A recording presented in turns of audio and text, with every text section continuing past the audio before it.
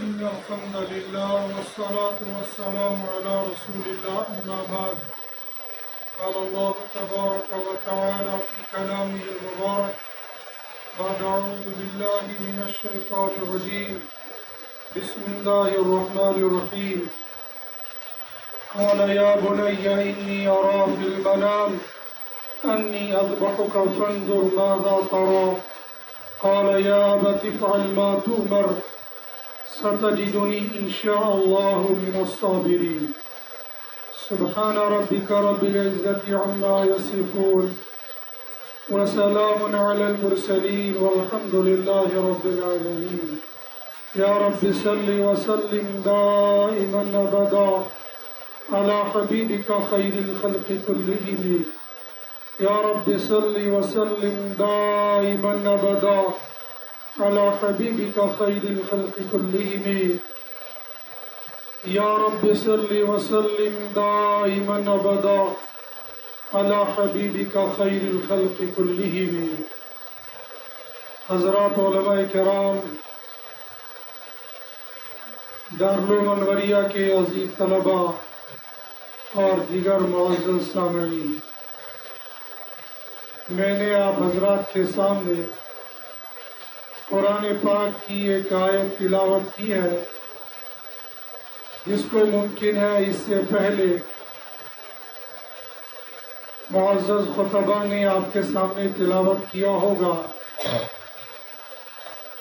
اور اسی آیت کے گرد و پیش آپ نے کچھ موضوعات پر مختصر سی گفتگو سنی ہے۔ براہ راست اس آیت کا تعلق قربانی سے ہے اور قربانی ہی کی چھٹیاں آپ کو مل رہی ہیں، لیکن میں آپ کے سامنے اس آیت کی تلاوت کے بعد براہ راست جس موضوع سے اس آیت کا تعلق ہے اس موضوع سے گفتگو نہیں کروں گا، بلکہ اس سے جو کچھ ہمیں نصیحت ملتی ہے اس سے متعلق کچھ چند گزارشیں آپ طلبہ عزیز کے سامنے رکھنے کی کوشش کروں گا۔ شاید دنیا میں کوئی مسلمان ایسا ہوگا جو حضرت ابراہیم علیہ السلام کا اسم مبارک نہ جانتا ہو یا نہ سنتا ہو۔ خاص طور پر جب بقرعید آتی ہے تو عید کے موقع پر ہر خطیب اسی آیت کو یا اس سے ملتی جلتی دیگر آیات کو موضوع بنا کر کئی جمعہ پر تفصیلی گفتگو کرتے ہیں۔ ممکن ہے آپ طلبہ میں سے بڑے بڑے طلبہ کے ذہنوں میں وہ واقعہ ہوگا، اور اگر پورا واقعہ نہیں ہوگا کچھ اختصار کے ساتھ ضرور ہوگا۔ سب سے پہلے میں آپ عزیز طلبہ سے یہ گزارش کروں گا، اکثر طلبہ یہاں پر حفظ اور ناظرہ سے متعلق ہوں گے، کم طلبہ وہ ہیں جو کتب سے متعلق ہیں، لیکن ہمارے مدارس کے نصاب کے حوالے سے اگر پورا گھنٹہ نہیں تو آدھا آدھا گھنٹہ تو ہمیں دیگر کتابوں کے لیے بھی ملتا ہے۔ سب سے پہلے ہمیں جب اردو پڑھنا آ جاتا ہے تو پہلی کتاب جس کو ہم پڑھیں گے وہ سیرت کی کتاب ہونی چاہیے۔ جب ہم لفظ سیرت بولتے ہیں تو ڈائریکٹ ہمارا ذہن اپنے پیارے نبی حضرت محمد رسول اللہ صلی اللہ علیہ وسلم کی زندگی کی طرف جاتا ہے، تو سیرت کی کتاب پڑھنی چاہیے۔ سیرت کی کتاب کے ساتھ ساتھ ایک کتاب اور آتی ہے، اس کتاب کا نام ہے تاریخ اسلام، اسلام کی تاریخ۔ آپ میں سے بہت سارے طلباء سکول سے بھی وابستہ ہیں، الحمدللہ آپ تو اسلامی ماحول میں رہ رہے ہیں، آپ کی وضاقت اسلامی ہے، آپ کی بول چال اسلامی ہے، آپ کا رہن سہن اسلامی ہے، لیکن اگر آپ مدرسے میں اسکول کی تعلیم کو مکمل کر کے گورنمنٹ اسکول، کالجوں اور یونیورسٹیوں میں جائیں گے تو آپ کو وہاں اور یہاں کے ماحول میں آسمان زمین کا فرق نظر آئے گا۔ آپ اس ماحول میں بولنا بھی اپنے لیے پسند نہیں کریں گے، اس لیے کہ وہاں کی بول چال بھی آپ کی بول چال سے بہت زیادہ مختلف ہوگی۔ وہاں پر قدم قدم پر جو زبان پر آئے گا وہ بولیں گے، لیکن آپ کلاس میں ہو تو محتاط بولتے ہیں، استاد کے سامنے ہو تو محتاط بولتے ہو، مسجد میں جاؤ گے تو وہاں تو پوچھنا ہی کیا ہے، لیکن عصر کے بعد جو آپ کی چھٹی کا وقت ہوتا ہے یا عشاء کے بعد جب صرف گپ شپ کا ماحول ہوتا ہے، صرف طلبہ ہی طلبہ ہوتے ہیں، اساتذہ نگرانی بھی نہیں کر رہے ہوتے ہیں، اس وقت بھی ہماری زبان بے حیا، لغو، بیکار باتوں کو کرنے سے بچتی ہے۔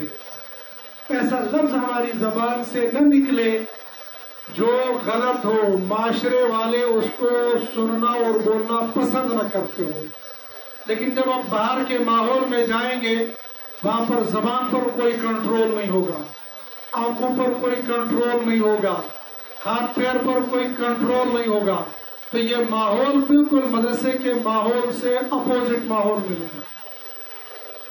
اسی ماحول میں آپ کو انسان سے متعلق کچھ باتیں سنائی دیں گی، انسان کیسے بنا ہے، اور پھر انسان کی تخلیق کہاں سے شروع ہوئی، کہاں اس کا اینڈ ہونا ہے۔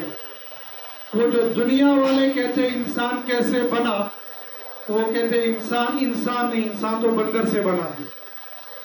آپ میں سے بہت سارے بچے ایسے ہوں گے جنہوں نے یہ بات آج تک سنی بھی نہیں ہوگی کہ انسان سے بنا یا انسان بندر سے بنا ہے۔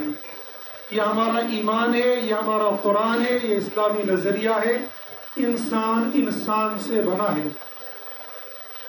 پہلا پارہ جن طلبہ کو حفظ ہوگا تو ان کو یہ آیت یاد ہوگی، انی جاعل فی الارض خلیفہ، میں زمین پر ایک خلیفہ بنانے والا ہوں۔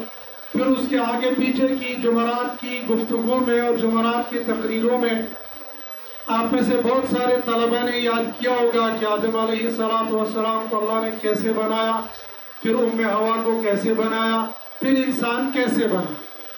آپ یہ سنیں گے کہ انسان سے بنا، وہاں سے نسل انسانی بنی۔ اس ماحول میں آپ پہنچو گے تو وہاں آپ کو کچھ اور پڑھایا جائے گا، کچھ اور بتایا جائے گا۔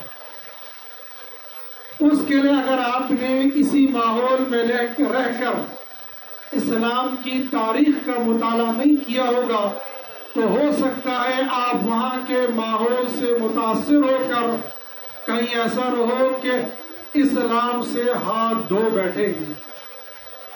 مجھ سے براہ راست ایک عالم نے کہا جو دارالعلوم دیوبند سے فارغ تھا، فارغ ہونے کے بعد وہ آیا، وہ یونیورسٹی اور کالجوں کے ماحول میں پہنچ گیا، اور اس وقت جو ایک ہوا چل رہی ہے اس کو کہتے ہیں انگریزی زبان میں اتھیسٹ، اور ویسے اردو میں ہم اس کو بولتے ہیں کمیونسٹ، اسے انگریزی اور اسے ملتا جلتا ہے۔ ایک ماحول باہر چل رہا ہے کہ خدا ہے یا نہیں ہے، اللہ ہے یا نہیں ہے۔ اس عالم نے مجھ سے کہا کہ جس ماحول میں میں اسٹڈی کر رہا ہوں، جہاں میں پڑھائی کر رہا ہوں، اگر میں عالم نہ ہوتا، اگر میں دارالعلوم دیوبند کا فاضل نہ ہوتا تو شاید ان باتوں کو پڑھ اور سن کر اس ماحول کو دیکھ کر میں بھی اتھیسٹ بن گیا ہوتا، یعنی میں نے اللہ کا انکار کر دیا ہوتا۔ آپ سمجھیں گے یہ کیسے ممکن ہے؟ میں کئی جوانوں کو ایسے جانتا ہوں جن کا گھرانہ دینی گھرانہ، بلکہ دینی گھرانہ جب عام زبان میں بولتے ہیں تو اس سے مراد ہوتا ہے تبلیغ۔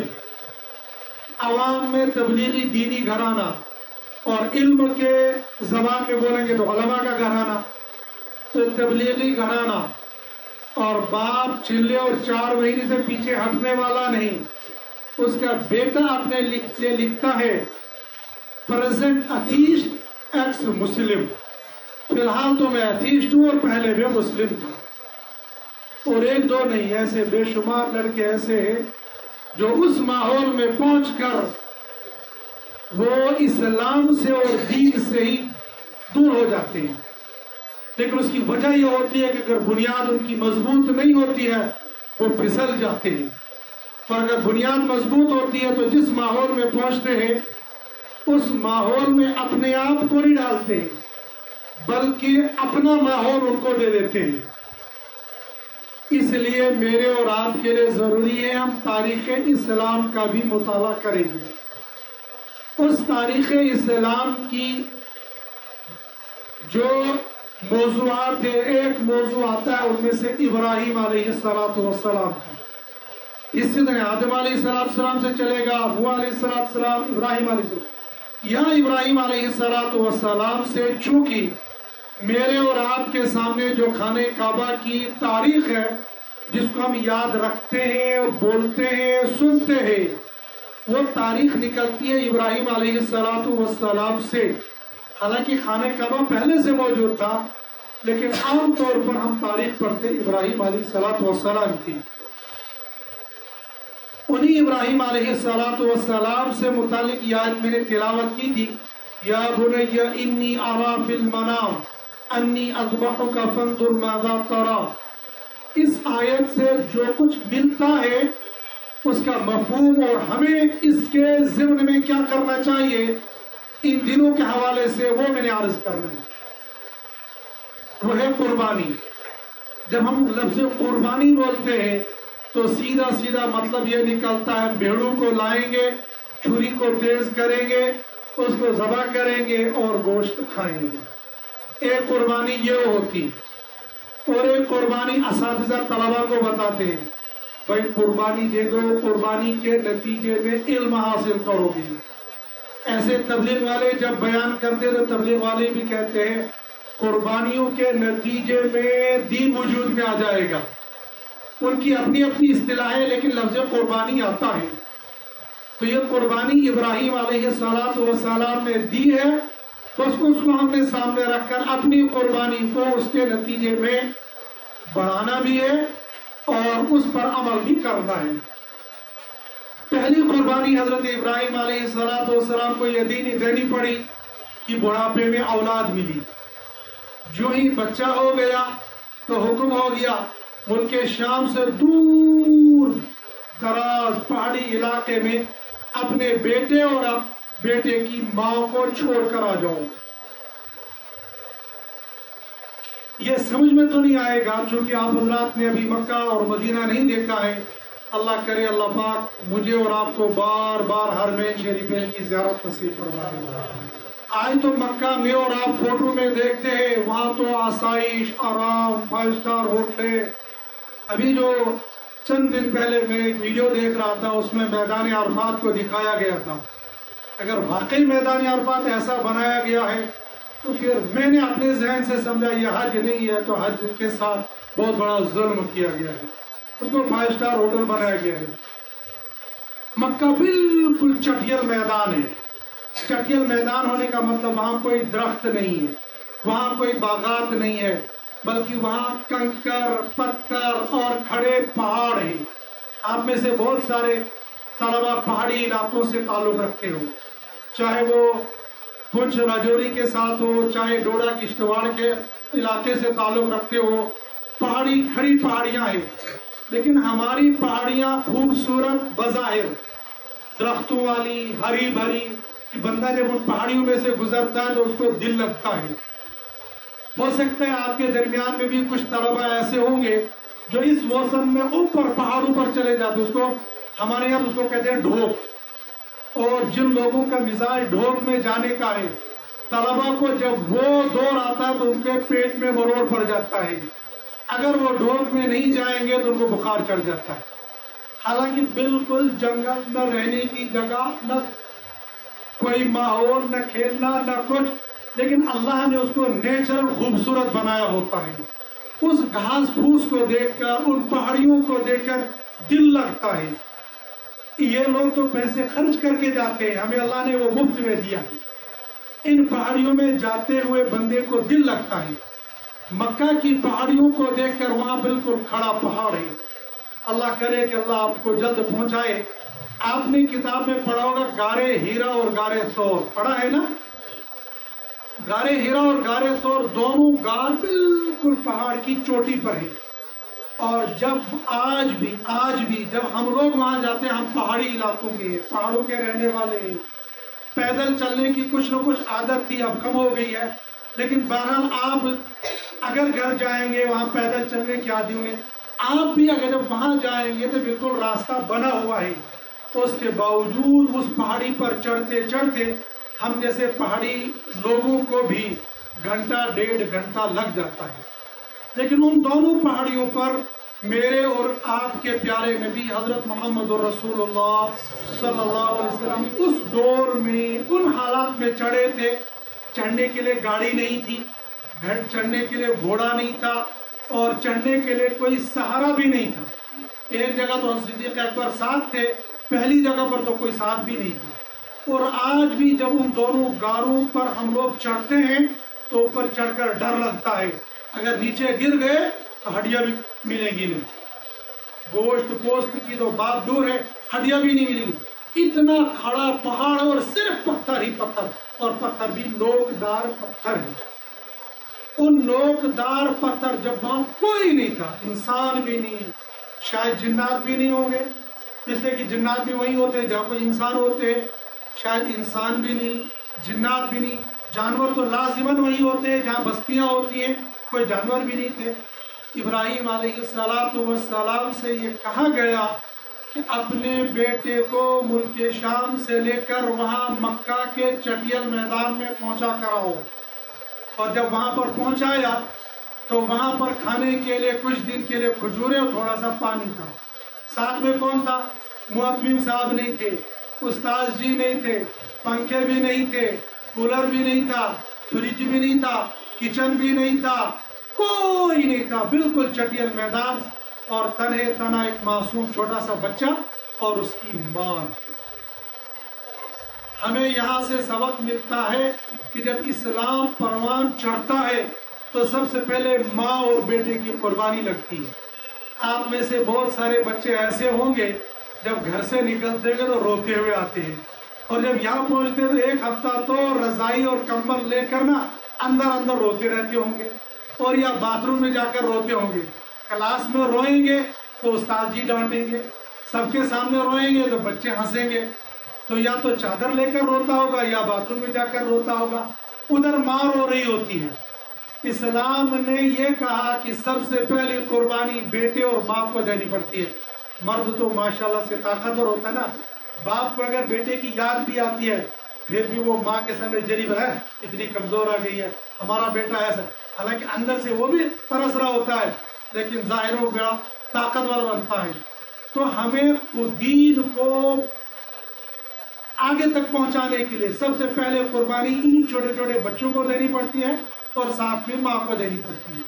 پھر جب بچہ تھوڑا سا بڑا ہو جاتا ہے، اب تو اتنا اب میں بڑا ہو گیا، اب مجھے قربانی کی ضرورت نہیں ہے، اب تو میں حافظ ہو گیا، اب مجھے قربانی کا بکرا نہ بناؤ، اب تو مجھے گھر جو بھیج دو، اب میں کسی مدرسے میں بیٹھ کر تھوڑا سا پڑھاؤں گا، میں بھی ٹیک لگاؤں گا اور بچوں کو ماروں گا اور کان پکڑواؤں گا. حافظ بننے کے بعد یہی تو ذہن میں آتا ہے، اب میں بھی استاذ جی بنوں گا. والد محترم کہتے ہیں چلو واپس عربی اول میں داخلہ لے لیں، عربی دوم میں پہنچا دے. حضرت اسماعیل علیہ السلام تھوڑے سے بڑے ہو گئے تھے، اب چلنے پھرنے کے قابل ہو گئے تھے. ابراہیم علیہ السلام کو خواب آ گیا، جاؤ اپنے بیٹے کو قربان کرو. انی ارا فی المنام، میں نے خواب میں دیکھا، انی اذبحک، میں تجھے ذبح کر رہا ہوں. انظر ماذا ترى، بیٹے کیا رائے ہے؟ اگر ہمارا ابا ہم سے پوچھے بیٹا تم حافظ قرآن ہو گئے ہو تو میں تو سوچ رہا تھا تم کو عالم اور مفتی بناؤں گا، تمہاری کیا رائے ہے؟ ابا حضور وہاں گرمی لگتی ہے، جموں میں یہ پریشانی ہے، وہ پریشانی ہے، کچھ ایسے ایک اکا دکا ایسا ہو سکتا ہے، لیکن اکثر طلبہ وہ جن کا ذہن دینی ذہن بن گیا ہوتا ہے، کہتا ابا جیسا آپ کہیں گے ویسا میں کرنے کے لیے تیار ہوں، حالانکہ ہمیں گرمی بہت ستاتی ہے، حالانکہ ہمیں سونے کے لیے بہت کم ٹائم ملتا ہے، یہ دیکھو ابھی بچے سو رہے ہیں، تو چونکہ رحمت کا نزول ہو رہا ہے، پھر کلاس میں بھی ہوں گے ہوتے ہیں، بیان ہوتا ہے تب بھی سو رہے ہوتے ہیں، اور کبھی کبھی تو ایسے طلبی ہوتے ہیں جو پارا سناتے سناتے سو جاتے ہیں۔ اب یہ بچہ یہ کہتا ہے ابا حضور آپ جو کہیں گے تو جیسا آپ کا حکم ہے میں کرنے کے لیے تیار ہوں۔ وہاں سے سبق سیکھنا چاہیے کہ مجھے باپ کو کیا جواب دینا چاہیے۔ بیٹے نے کیا کہا یا ابت افعل ما تؤمر، ابا حضور جو حکم ملا آپ اس کو کر گزریے، ایسا نہیں کہ میں ڈٹ جاؤں گا۔ ستجدنی انشاء اللہ من الصابرین، اگر اللہ نے چاہا تو آپ مجھے صبر کرنے والوں میں سے پاؤ گے۔ یہ نہیں کہ میرے اندر یہ طاقت ہے، میں اپنے آپ کو اللہ کے حوالے کر چکا ہوں، لہٰذا آپ مجھے صبر کرنے والوں میں سے پاؤ گے۔ اگر کہیں رشتہ دار یہ کہیں گے ارے بیٹا تم سکول پڑھو، تم نے ماشاءاللہ 8th کر لیا، 10th کر لیا، اب وہ فلاں دیکھو اس نے نیٹ کر لیا، فلاں دیکھو اس نے یہ LLB کر لیا، تم بھی یہ تیاری کر لو، میں ہاں ضرور انشاءاللہ کروں گا، پہلے میں عالم بنوں گا، اس کے بعد میں ڈاکٹر بھی بن سکتا ہوں اور لائر بھی بن سکتا ہوں اور پروفیسر انجینئر بھی بن سکتا ہوں، لیکن پہلے انشاءاللہ میں عالم بن جاؤں گا۔ لیکن عالم بننے کے لیے ایسے ہی پتھروں پر بیٹھنا پڑے گا۔ آپ کے یہاں تو ماشاءاللہ ماربل ہے، اور کتنے بچے ایسے ہوں گے جہاں ان بیچاروں کے پاس ٹاٹ بھی نہیں ہے، ٹاٹ ہوگا تو پٹا پرانا۔ بٹھنڈی تو آپ رات گئے ہوں گے، بٹھنڈی میں جو دارالسنہ ہے اس کو تو لینڈر بھی نہیں ہے، اس کو ٹین پڑا ہوا اوپر سے، اور اس ٹین کے نیچے وہ کئی سالوں سے پڑھ رہے ہیں۔ ہمارے لیے جو قربانی یہ ہوتی ہے عرش کی پرواہ نہیں، اوپر عرش، عرش سے مطلب مراد ہے چھت، چھت کی پرواہ نہیں، پانی کی کوئی پرواہ نہیں ہے۔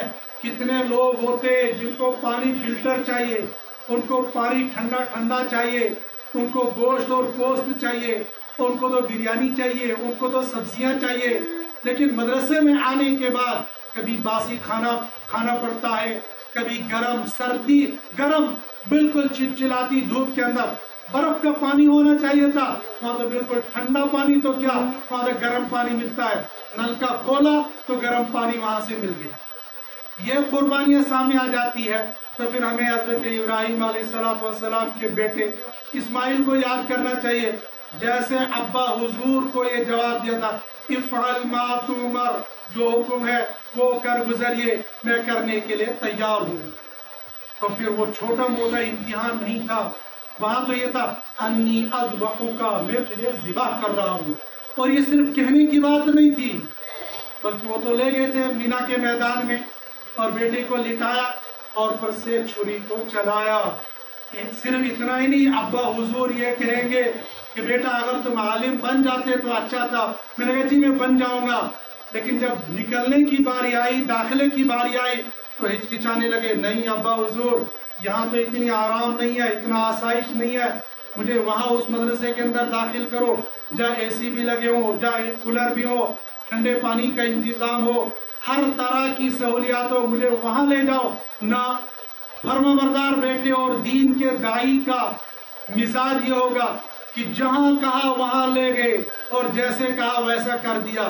کہا یہاں مکہ سے نکلو تو نکل پڑے، اور مکہ سے دور تقریباً 8-9 کلومیٹر میدان، مینا کا میدان ہے، آج کی زمانے میں وہ 8-9 کلومیٹر ہے، تو اس زمانے میں گھوم پھر کر کیسے کیسے جانا ہوگا، پیدل، گاڑی کوئی نہیں، پیدل اتنی دور پہنچ کر کہا بیٹے اب تم لیٹ جاؤ، اور لیٹنے کے بعد جب چھری چلانے لگے، جب چھری چلنے نہیں لگی تو جن طلبہ کو واقعہ یاد ہوگا تو حضرت اسماعیل علیہ السلام نے عرض کیا ابا حضور آپ مجھے دیکھ رہے ہیں، میں آپ کو دیکھ رہا ہوں، شاید آپ کے دل میں یہ محبت آ رہی ہوگی، آپ مجھے الٹا لٹاؤ اور اوپر گردن اوپر والے حصے سے مجھے ذبح کرو۔ یہ بیٹا تھا اور یہ باپ۔ میرا اور آپ کا مزاج بھی قربانی میں ایسا ہونا چاہیے، ابا حضور چاہے مجھے کیسا بھی کرنا پڑے لیکن آپ کی امیدوں پر پانی نہیں پھیروں گا، آپ جیسا چاہتے ہیں ویسا میں کر گزروں گا، اور انشاءاللہ میں کر کر آپ کو بتاؤں گا کہ میں عالم اور حافظ اور قاری بن کر آ جاؤں گا۔ یہ وہ بنیاد تھی جس بنیاد کو میں نے عرض کیا تھا۔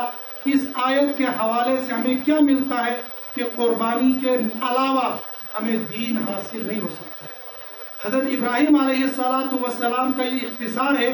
پھر ہم یہاں سے آگے جب اپنے پیارے نبی صلی اللہ علیہ وسلم کی زندگی کو تھوڑا سا پڑھیں گے تو بالکل ابتدائی دور میں نے اور آپ نے یہ سنا ہوگا کہ اللہ نے اس زمین کو، آسمان کو بنایا صرف ہمارے نبی صلی اللہ علیہ وسلم کے لیے۔ ایک حدیث قدسی ہے کہ اگر مجھے آپ کو نہ بنانا ہوتا تو میں زمین آسمان کو نہ بناتا، لیکن وہی نبی جب دنیا کے اندر آ گیا تو سب سے زیادہ، بالکل جب نبی صلی اللہ علیہ وسلم نے نبوت کا اعلان کیا تو سب سے پہلے حالات آ گئے اپنے چچا کی طرف سے۔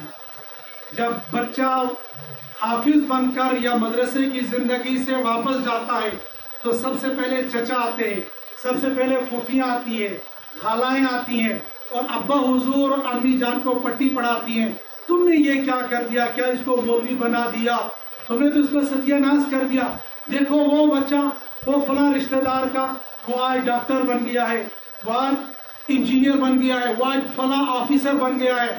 اگر تم نے بھی اپنے بچے کو اسکول میں ڈالا ہوتا تو آج یہ دن نہ دیکھنے پڑتے، یہ ملا بنا دیا۔ لیکن عزیز طلبہ، یہ دنیا عجیب و غریب ہے، یہ دنیا عجیب و غریب ہے۔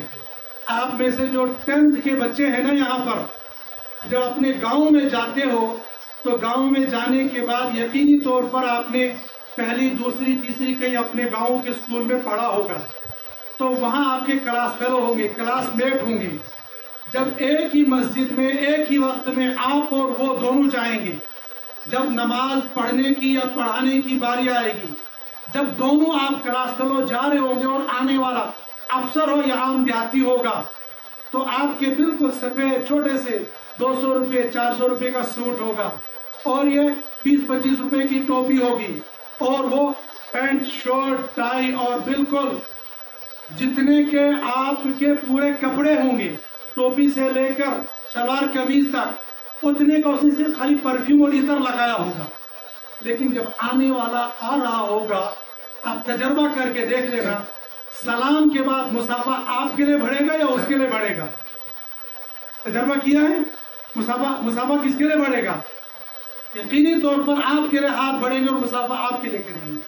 جب یہاں سے مسجد پہنچیں گے اور امام صاحب نہیں آئے ہوں گے تو نماز پڑھانے کے لیے آپ کو کہا جائے گا یا اس کو کہا جائے گا؟ سکول میں آپ بھی ایک ساتھ رہے ہوں گے، اس کے بعد آپ مدرسے میں آئے ہوں گے، ادھر کیا کہیں گے؟ تم نے تو وقت ضائع کر دیا۔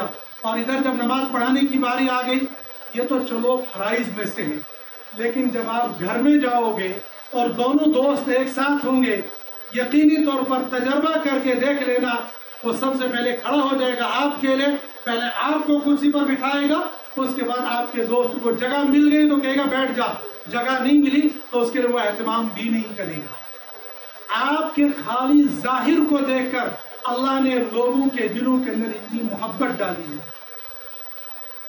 اور ظاہر میں یہ جو سفید کپڑے ہیں نا، اگر اللہ نے مجھ سے اور آپ سے کبھی ان سفید کپڑوں کا حساب لے لیا نا، ہم اللہ کو شاید سفید کپڑوں کا حساب نہیں دے پائیں گے۔ مجھے یاد ہے میں ایک مرتبہ تالاب کھٹیکا سے رات کے 3 بجے نکلا، مجھے کشتواڑ جانا تھا، تو گھوم کے استاد میلہ، شاید آپ میں سے بہت سارے طلبہ جانتے ہوں گے، وہاں پر پہنچا۔ 3 بجے تالاب کھٹیکا سے نکلا، 3:15 ساڑھے 3 بج گئے ہوں گے، وہاں دیکھا گاڑی کو پنچر ہو گیا بالکل مسجد کے سامنے۔ میں نیچے اترا تو ٹائر جوڑنے لگا، ٹائر نکالا، اتنے میں تھوڑی دیر میں ایک گاڑی وہاں سے چھوٹی سی آٹو کا وہ چلا گیا، تھوڑی دیر کے بعد میں ایک دوسرا آیا، اس کے تھوڑی دیر کے بعد تیسرا گیا، اتنی دیر میں نے وہاں سے ٹائر نکالا تھا، اتنا ٹائر کھول دیا تھا۔ وہ تیسرا گاڑی والا، وہ آٹو جو ہاتھی آٹو ہوتا ہے، وہ پہلے پیچھے گیا، وہاں سے گھوم کے آ گیا، میری گاڑی کے پیچھے لگایا اور پھر مجھ سے ہٹ جاؤ۔ میں نے کہا نہیں کوئی بات نہیں، میں نے کھول دیا، کہنے نہیں میں کہا آپ کو ہٹ جاؤ، اب میں ہٹ گیا تو میں گیا پیچھے ٹائر لانے کے لیے، نہیں آپ نہیں لگا، آپ دیکھتے رہو میں خود کروں گا۔ اس نے وہ ٹائر نکالا بھی، پھر وہاں سے اٹھایا، خود لگایا، لگانے کے بعد اب کہنے لگا آپ کی گاڑی ٹھیک ہو گئی، اب آپ جا سکتے ہو۔ پھر خود ہی کہنے لگا کہ میں یہاں سے گزرا، میں نے دیکھا کہ آپ ٹائر نکال رہے ہوں گے اور آپ کے سفید کپڑے لگے ہوئے تھے، میں نے سوچا ٹائر اٹھاتے ہوئے لگاتے ہوئے آپ کے کپڑے خراب ہو جائیں گے، اس لیے میں واپس آ گیا اور آپ کو ٹائر لگا کر دے دیا۔ میں سوچنے لگا کہ اللہ پاک ہمارے کپڑوں کا اتنا ادب اور احترام اور عزت کرتے ہیں، تو کیا اللہ پاک ہمارے قرآن کی عزت نہیں کریں گے؟ اگر اللہ نے صرف ان کپڑوں کا امتحان لے لیا تو کیا اللہ کو ہم جواب دے پائیں گے؟ اللہ نے ہم کو یہ مقام، یہ عزت دی ہے، لیکن اس عزت کے پیچھے ہمیں تھوڑی سی قربانیاں دینی پڑتی ہیں، اور وہ قربانیاں ہمیں سیرت کے حوالے سے یاد رکھنی چاہیے کہ اللہ کے نبی صلی اللہ علیہ وسلم کو سب سے پہلے جب آپ نے فرمایا تھا یا ایھا الناس قولوا لا الہ الا اللہ تفلحوا، اے لوگو لا الہ الا اللہ پڑھو کامیاب ہو جاؤ گے، تو سنا ہوگا سورہ لہب یاد ہے آپ تمام حضرات کو؟ سورہ لہب یاد ہے؟ کیا ہے ذرا پڑھو۔ تبت یدا ابی لہب، یہ لہب ایک بندے کا نام تھا اور یہ تھا حضرت نبی کریم صلی اللہ علیہ وسلم کا سگا چچا۔ ہمارے پیارے نبی صلی اللہ علیہ وسلم کے 9 چچا تھے، ان میں سے 2 ہی اسلام لائے تھے، باقی کوئی اسلام نہیں لائے۔ یہ ابو لہب تھا۔ اس ابو لہب نے یہ کہا تھا یا محمد تیرا ناس ہو، کیا تو نے ہمیں یہاں اسی لیے بلایا تھا کہ تو ہمیں کلمے کی دعوت دے؟ عزیز طلباء، جب آپ قرآن پڑھنے لگ جاؤ گے، جب آپ مدرسے کی زندگی میں آ جاؤ گے، تو سب سے پہلے آپ کا مخالف، آپ پر تنقید کرنے والا، آپ کو غلط مشورے دینے والا دور کا نہیں ہوگا، بلکہ آپ کا رشتہ دار ہوگا، آپ کا پڑوسی ہوگا، آپ کا ہمسایہ ہوگا۔ وہ ماما بھی ہو سکتا ہے، وہ تایا بھی ہو سکتا ہے، وہ چاچا بھی ہو سکتا ہے۔ مجھے یاد ہے جب میں 8th اسکول میں تھا تو تب تو ہمارے یہاں مدرسوں کا ماحول ہی نہیں تھا، ہمارے علاقے میں تو کوئی مدرسہ تھا ہی نہیں۔ کنچ کے ایک مولانا اقبال صاحب تھے، اب شاید میری معلومات کے مطابق اب وہ سعودی عرب میں رہتے ہیں، تو وہ ہمارے یہاں آئے تھے قرآن سنانے کے لیے۔ تو میں جمعہ پڑھنے کے لیے گیا بہت دور، صرف دیکھنے کے لیے کہ حافظ قرآن ہوتا کیسے ہے۔ تو اتفاق سے مجھے وضو کرتے ملے، میں جان بوجھ کر ان کے پاس میں بیٹھ گیا۔ ان کے سفید کپڑے بالکل پتلے دبلے تھے، آج معلوم نہیں وہ کیسے ہوں گے۔ تو ان کو دیکھ کر مجھے شوق ہو گیا کہ مجھے حافظ بننا ہے۔ حالانکہ اس سے پہلے مجھے والد صاحب نے کہا تھا تم کو بانڈی پورہ بھیجیں گے مدرسے میں، میں خوش تھا اور مجھے سکول کے بڑی چڑ تھی، سکول جانے کو دل چاہتا نہیں تھا، لہٰذا میں نے یہ طے کیا کہ مدرسے میں جاؤں گا۔ لیکن جب مدرسے کے لیے پکا ارادہ کیا تو میرا ماما مجھے کہنے لگا تو عنایت اللہ تجھے کیا ہو گیا ہے، کیا تو مدرسے جانا، تیرا باپ ماسٹر ہے، تیرا باپ ریٹائر ہو جائے گا، اگر تو نے 12ویں بھی کر لیا تو ماسٹر لگ جائے گا، زندگی اچھی ہو جائے گی۔ تب مجھے یہ نہیں معلوم تھا عزت ادھر ہے یا ادھر ہے، بس مجھے یہ تھا کہ مجھے مدرسے میں جانا، سکول مجھے جانا نہیں۔ میں نے اپنی زندگی میں یہ تجربہ کیا ہے کہ سب سے پہلے دین سے روکنے کے لیے، قرآن سے روکنے کے لیے، مدرسے سے روکنے کے لیے آپ کو اپنے سامنے آ جائیں گی۔ اور یہ سیرت بتاتی ہے، سب سے پہلے چچا آ گیا تھا کہ یا محمد صلی اللہ علیہ وسلم، کیا آپ نے ہم کو یہاں اسی لیے بلایا ہے، تم ہمیں ایک اللہ کی دعوت دیتے ہیں؟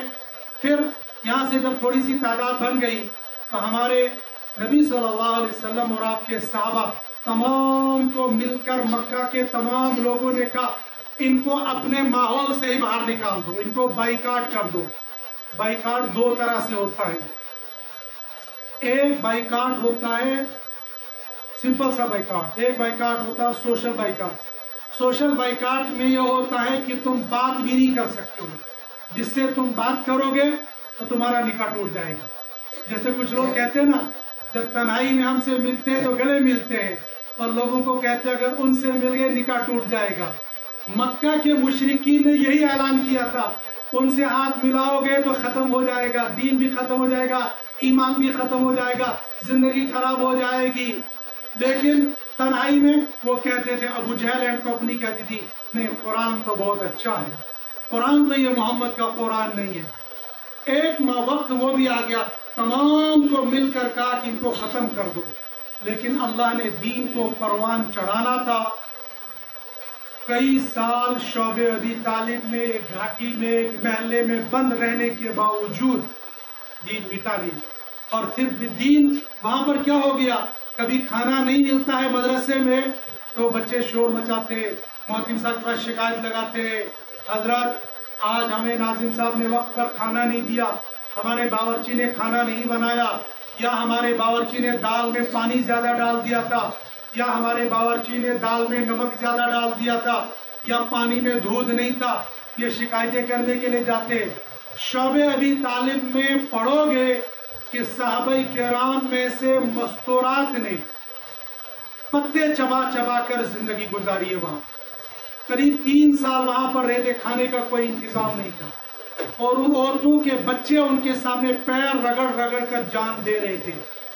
جب یہ قربانی لگی تو دین وجود میں آ گیا۔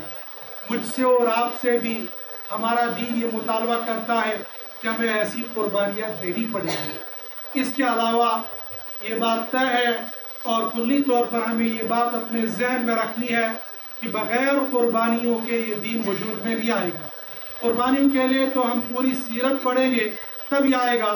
بس آخری بات میں یہ عرض کروں گا کہ اس قربانی کے نتیجے میں اللہ پاک جو ہمیں دین دیتے ہیں، جو قرآن دیتے ہیں، یہ دین، یہ قرآن، یہ حدیث، یہ دنیا کی تمام چیزوں سے زیادہ معزز محترم ہوتی ہے۔ دنیا والے بھی عزت کرتے ہیں، اللہ بھی عزت کرتا ہے۔ دنیا والے بھی ایک مقام دیتے ہیں، اللہ بھی ایک مقام دیتا ہے۔ اللہ نے حافظ قرآن کو جو مقام دیا ہے وہ اکثر و بیشتر جلس و جلوس میں آپ سنتے ہیں۔ اللہ فرمائیں گے اقرأ ورتقی، پڑھتا جا اور چڑھتا جا، جہاں آخری آیت ہوگی وہاں تیرا آخری مقام ہوگا۔ تو قرآن پاک میں 6600 کتنی آیتیں؟ 6666 آیتیں ہیں۔ اور تم میں سے جو بٹھنڈی گئے ہوں گے نا تو بٹھنڈی مدرسے کے سامنے صفا ویلی دیکھی ہوگی، اور جن کے گھر ور ہوتے ہیں وہ یہ سوچتے ہوں گے کاش وہ جو آخری وہاں منزل ہے نا، کاش میرا کمرہ وہاں ہوتا۔ کبھی بچے ہو نا وہ سونے کے بغیر ہی دیکھتے دیکھتے خواب دیکھتے یہ بلڈنگ میری ہو۔ ہمارے استاد فرمایا کرتے مولانا جمیل صاحب دامت برکاتہ عالیہ ابھی حیات ہے، کہتے ہمارے ساتھ ایک لڑکا پڑھتا تھا، اور جب وہ کوئی بلڈنگ دیکھتا تھا وہ کہتا جمیل مجھے بھی ایسا ہی مکان بنانا ہے۔ کہتے جو کوئی گاڑی دیکھتا تھا کہتے جمیل مجھے بھی یہ گاڑی لینی ہے۔ کہا کسی کو اچھے کپڑے، کہتے جمیل مجھے بھی ایسے کپڑے پہننے ہیں۔ تو وہ عالم فاضل بن گیا، علم کے ساتھ ساتھ اللہ نے چھوٹا سا کاروبار شروع کر دیا، عالم بھی رہا، کاروبار بھی شروع کیا۔ جو وہ باتیں وہاں کہا کرتا تھا وہ چیزیں اس کو، وہ بلڈنگ بھی ویسی مل گئی، ایسے کپڑے بھی پہننے لگا، ایسی کار بھی مل گئی، اور بال بچے بھی۔ ہمیں تو وہ یہ واقعہ سنا کر بتایا کرتے تھے بچوں تمہاری وہ زندگی ہے، اللہ سے جو مانگو گے اللہ وہ دے دیں گے۔ اور تجربہ کر لینا، جس دن خاص طور پر گھر سے آتے نا، گھر کی یاد ہوتی ہے، اس دن گھر کی یاد کے لیے نہیں، یہ دعا کیا کرو اے اللہ مجھے عالم، حافظ، قاری، مولوی، مفتی بنا دے، اور ایسا عالم مجھے بنا دے کہ جو دنیا کا سب سے بڑا عالم ہوگا ایسا ہی عالم بنا دے۔ میں نے ایک عالم کو جائے گی، جو مانگو گے اللہ وہ آپ کو عطا کر دیں گے۔ اس لیے دعاؤں کا بھی اہتمام کرنا ہے۔ نمازیں ہمارے یہاں تو ہوتی ہیں، دیکھتے ادھر ہیں، پڑھتے ادھر ہیں، ہم تو عوام کو کہتے ہیں نا، ہمیں اور آپ سے، اگر میں آپ سے آج یہ پوچھوں کہ بتاؤ فجر کی نماز میں آپ کے امام صاحب سے نہیں، میں آپ کے امام صاحب کی نہیں پوچھوں، میں آپ سے پوچھوں گا آپ نے فجر سے پہلے جو 2 سنتیں پڑھی تھی ان 2 سنتوں میں بتاؤ تم نے کون سی 2 سورتیں پڑھی تھی؟ یہ سارے طلبہ میں سے شاید ایک بھی نہیں ہوگا جس کو یہ یاد ہوگا کہ میں نے پہلی رکعت میں قل یا الکافرون اور دوسری میں قل واللہ پڑھی ہوئی۔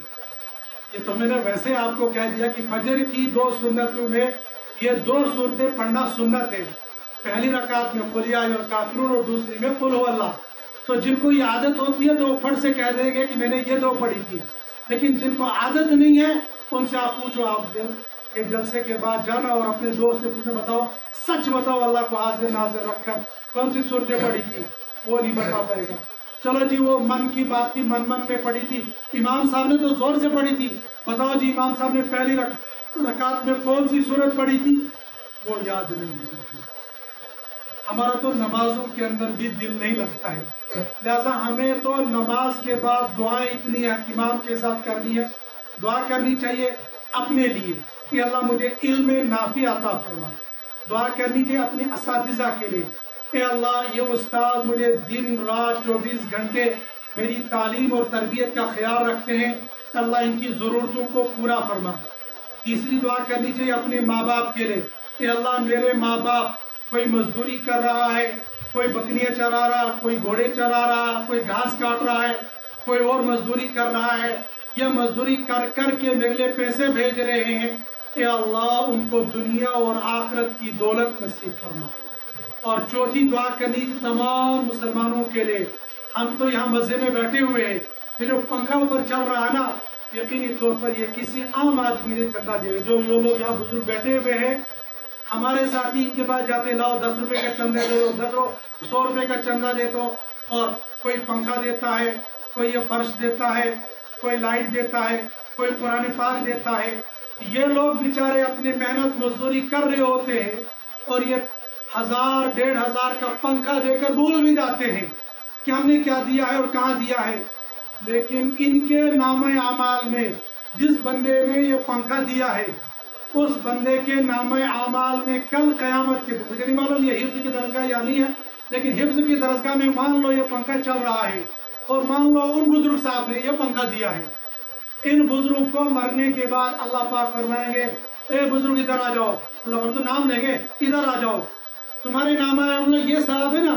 یہ قرآن پاک حفظ کرنے کا ثواب بھی دے دیں گے۔ یہ بزرگ کہیں گے ربا مجھے تو الحمد شریف پڑھنا بھی نہیں آتا تھا، ہم تو ڈوگری میں قرآن پڑھتے ہیں، کہتے ہیں اذا جا، وہ کہتے ہیں اجا جا، ہم کہتے ہیں اذا جا، وہ کہتے ہیں اجا جا، اور بعض کیا کہتے ہیں اجازا، اجاز دال کو پڑھیں گے جیم کی جگہ اور جیم کو پڑھیں گے دال کی جگہ، اور بہت سارے ایسے بچے ہوتے ہیں پھر ان پر جتنی محنت کی گئی ہوتی ہے تو بندہ کہے گا ربا مجھے تو الحمد پڑھنا، میں کہا الحمدللہ رب العالمین، جب کشمیری پڑھتے ہیں الحمدللہ رب العالمین، لوگ کہتے ہیں کیا مزے والا قرآن پڑھتا ہے، اور پتہ نہیں بیڑا غرق کر رہا ہے یہ، الحمد کو الحمد پڑھ لینا، چھوٹا بچہ بھی جو حافظ ہو دل چاہتا ہے گریبان پکڑ کر باہر کھینچ دوں گا، کتنا غلط سلط قرآن پڑھتا ہے، اور لوگ کہتے ہیں بڑا مزہ آ رہا ہے یہاں بیٹھ کے، تو وہ مزے والا قرآن پڑھ رہے ہوتے ہیں، تو یہ بندہ کہے گا ربا مجھے تو یہ مزے والا قرآن پڑھتا تھا، مزہ تو آتا نہیں، مزے والا قرآن پڑھتا تھا، یہ کہاں سے آ گیا؟ رب فرمائیں گے میرے بندے وہ جو ڈگیانہ مدرسے میں تو نے وہ پنکھا دیا تھا، اس پنکھے میں بیٹھ کر ان بچوں نے قرآن پاک کا ایک ایک پارہ حفظ کیا تھا، خالی ایک ایک پارہ، اس کے بعد تیرا پنکھا خراب ہو گیا تھا، یہ میں کہہ رہا ہوں، ویسے 10 سال بھی پنکھے خراب نہیں ہوتے، 3-4 سال تو لگ ہی جاتے ہیں، 1 سال کی تو پکی گارنٹی ہوتی ہے، 1 سال میں الحمدللہ صرف ایک پارہ نہیں کرتا ہے بچہ، نارمل بھی 1 مہینے میں نہیں، 2 مہینے میں مانو، 2 مہینے میں اگر بچے نے 1 پارہ حفظ کر لیا تو ہمارے یہاں تو 10 مہینے پڑھائی ہوتی ہے، تو کتنے پارے ہو گئے؟ 5 پارے ہو گئے، اور 10 بچے قرآن میں ہیں تو کتنے پارے ہو گئے؟ 10 پنجے 50۔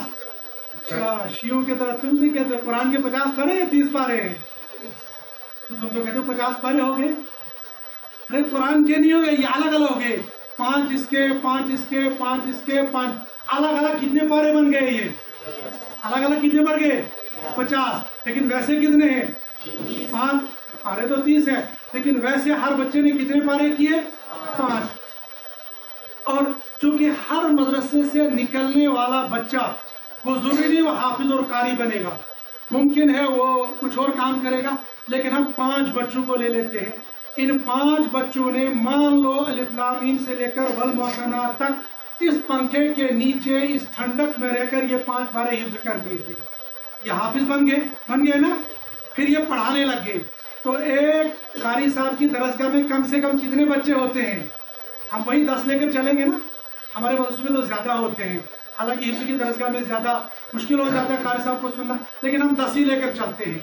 اب یہ قاری صاحب، ایک قاری صاحب 5 تم بھرے ہوئے ہیں نا، 5 پڑھنے پڑھانے میں لگے، اور 5 کے سامنے 10 بچے ہیں.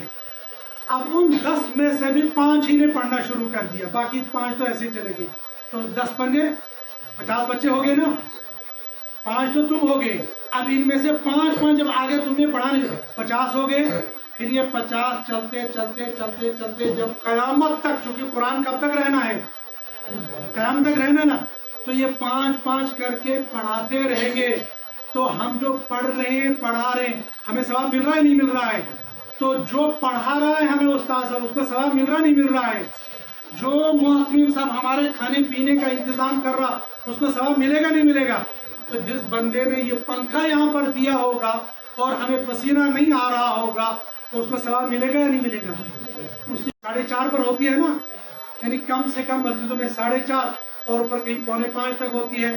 تو یہ بزرگ لوگ تو 4:15 بجے اٹھے ہوں گے. اور حفظ کے طلبہ اذان سے پہلے کتنا اٹھتے ہیں؟ آدھا پونا گھنٹہ اٹھ ہی جاتے ہیں. چلو گرمی میں کم اٹھتے ہیں، تو سردی میں تو اٹھتے ہیں نا. جب یہ لوگ سو گئے ہوتے ہیں، اور ابھی عشاء کے بعد ہم لوگ پارا یاد کر رہے ہوتے ہیں، اور صبح کو یہ لوگ سو رہے ہوتے ہیں اور ہم اٹھ کے یہاں قرآن پڑھ رہے ہوتے ہیں. جب سوتے ہو نا شام کو، تو قاری صاحب کا ڈنڈا یاد آتا ہے، تو قرآن دماغ میں کیا چلتا ہے؟ دماغ میں کیا چلتا ہے؟ وہ جو سبق یاد کیا تھا وہ سبق ہی چلتا ہے نا. اور صبح کو اٹھ کے جب باتھ روم کی طرف جا رہے ہوتے ہیں، تو دماغ میں کیا چل رہا ہوتا ہے؟ قاری صاحب کا ڈنڈا، اور دماغ میں چل رہا ہوتا ہے وہ سبق. اور یہ دنیا والے ان کے دماغ میں صبح اٹھ کے دکان، مکان اور بہت ساری چیزیں. بلکہ یہاں سے نیچے اتر کر دیکھ لو، جب آپ یہاں سے باہر جاتے ہو نا، یا سٹی میں جاؤ گے، آپ دیکھو گے بہت سارے بچے، اب تو کم ہو گئے لیکن بہت سارے بچوں کو دیکھو گے کہ وہ ایک ڈبہ یہ لٹکا رہے ہوتے ہیں، اور وہ کہتے ہیں صاحب جی ادھر آ جاؤ، میں تمہارے بوٹ کو پالش کر دوں گا. دیکھیں ایسے بچے ادھر جہاں وہ ہوتے ہیں نا، گاڑیاں کھڑی ہوتی ہیں، بس اسٹینڈوں پر وہ لوگ ہوتے ہیں، یا کسی چوک پر ہوتے ہیں. جب وہ صبح کو اٹھتے ہیں تو ان کے دماغ میں کیا ہوتا ہے؟ جوتا اور پالش. جب سامنے شام کو واپس آتے تو ان کے دماغ میں کیا ہوتا ہے؟ جوتا اور پالش. حالانکہ وہ آپ کی عمر کا ہوتا ہے. اس کی آنکھیں کس نے بنائی ہیں؟ ہاں؟ اور ہماری کس نے بنائی ہے؟ اور اس کی زبان کس نے بنائی ہے؟ ہماری کس نے بنائی ہے؟ اس کے ہاتھ کس نے بنائے ہیں؟ ہمارے ہاتھ کس نے بنائے ہیں؟ وہ جب دن کو بس اسٹینڈ میں کھڑا ہوتا ہے، تو جب وہ دیکھتا ہے تو وہ کیا دیکھتا ہے؟ اس کی نظر کہاں لگی ہوتی ہے؟ ہاں؟ جوتے پر. کیوں؟ اس نے اس کو پالش کرنی، اس کو ٹھیک کرنا. اور جب آپ دن میں قرآن وہ نظر دیکھتے ہو تو کیا دیکھتے ہو؟ وہ جب بولتا ہے تو وہ کہتا آؤ پالش کر لو، آؤ پالش کر لو زبان سے. تمہاری زبان جب چلتی ہے تو کیا بولتے ہو؟ قرآن پڑھتے ہو نا. اور وہ جو سنتا ہے تو وہ دنیا کی باتیں سنتا ہے. تم جو سنتے ہو تو کیا سنتے ہو؟ اللہ ہی نے ہمیں بھی بنایا، اللہ ہی نے اس کو بھی بنایا ہے، لیکن اللہ نے ہمیں یہاں بٹھایا اور اللہ نے اس کو کہاں پر بٹھایا؟ وہی اللہ ہے جو اللہ ہمیں یہاں بٹھا رہا ہے، وہی اللہ جو اس کو بٹھا رہا ہے. یہاں لانے والا کون ہے؟ اللہ ہے. اس اللہ نے ہمیں مدرسے میں لایا، لیکن وہ اپنی مرضی سے جاتا ہے اور اپنی مرضی سے آتا ہے، اور ہم اپنی مرضی سے نہ اٹھتے ہیں تو نہ اپنی مرضی سے سوتے ہیں. اگر عشاء کے بعد کوئی بچہ سوئے گا، اس کو سونے دیں گے؟ ابھی دیکھیں نا، بہت سارے تم ایسے سو رہے تھے تو قاری صاحب اٹھے تو تم کو آہستہ سے جگا لیا. سونے دیتے تم کو؟ تمہیں نہ درسگاہ میں سونے دیتے ہیں، نہ جلسہ گاہ میں سونے دیتے، اور وہ تکیہ لگا کر بیچ میدان میں، بیچ سڑک میں سو جاتے ہیں. تو سونا ہم نے ٹائم ٹیبل کے ساتھ، اٹھنا ہم نے ٹائم ٹیبل کے ساتھ. یہ عام بستی والے سو رہے ہوتے ہیں، تم لوگ جاگ رہے ہوتے ہو، اور یہ بستی والے سو رہے ہوتے ہیں، تم اٹھ گئے ہوتے ہو. اس قربانی کے نتیجے میں پھر اللہ پاک یہ چیز دے دیتی ہے. تو یہ تو مال دیتے ہیں، آپ لوگ قربانیاں دیتے ہیں، اس قربانی کے نتیجے میں پھر اللہ پاک وہ عزت، وہ مقام دے دیتے ہیں جس عزت، جس مقام کا ہم خواب میں بھی تصور نہیں کر سکتے ہیں. آپ دیکھو گے دنیا والے کہتے ہیں مدرسے والے یہ کیا کرتے ہیں، لیکن اپنے اساتذہ کے ساتھ جب باہر جاؤ گے لوگ ان کے لیے کھڑے ہو جائیں گے۔ ایک مرتبہ حضرت مفتی صاحب رحمۃ اللہ، مفتی فیض الوہی صاحب رحمۃ اللہ علیہ، آپ میں سے بہت ساروں نے دیکھا بھی ہوگا اور نام تو بہرحال سنا ہی ہوگا۔ مفتی صاحب رحمۃ اللہ علیہ سنانے لگے کہ ایک افسر کے پاس میں گیا اور وہ افسر کہنے لگا کیا تم اپنے بچوں کی زندگی کو خراب کرتے ہو، نہ ان کا کوئی مقام، نہ ان کا کوئی مرتبہ، نہ ان کی کوئی حیثیت، ان کو کوئی پوچھتا بھی نہیں ہے، کسی افسر میں کوئی، کسی دفتر میں ان کو کوئی چوکیدار بھی نہیں رکھے گا، کیا تم زندگی برباد کرتے ہو؟ تو مفتی صاحب نے کھٹ سے کہا کہ بھائی یہ عزت بے عزتی کی جو تم بات کرتے ہو، اللہ نے ان مولیوں کو بہت بڑا مقام دیا ہے، ایک خاک مقام دیا، کون تم کو پوچھتا ہے؟ مفتی صاحب نے پھٹ سے کہا کرسی چھوڑو، چلو باہر وہاں راستے پر کھڑے ہو جاتے ہیں، تم بھی اسی شکل صورت میں، میں بھی اسی شکل میں صورت میں، گاڑیاں وہاں سے گزریں گی، دیکھتے ہیں گاڑی تمہارے لیے رکتی ہے یا میرے لیے رکتی ہے، یہ کون سا کمپیئر ہو گیا، یہ کون سا امتحان ہو گیا، وہیں تو پتہ چلے گا لوگ تمہارا احترام کرتے ہیں یا ہمارا احترام کرتے ہیں۔ اور تم جب گھر کے لیے جاتے ہو، اگر سیٹ نہیں ملتی ہے، لوگ تم چھوٹے بچوں تم کو اپنی گود میں بٹھا دیتے ہیں، بٹھاتے نہیں بٹھاتے ہیں، اور تم کو اپنی گود میں بٹھانا فخر محسوس کرتے ہیں۔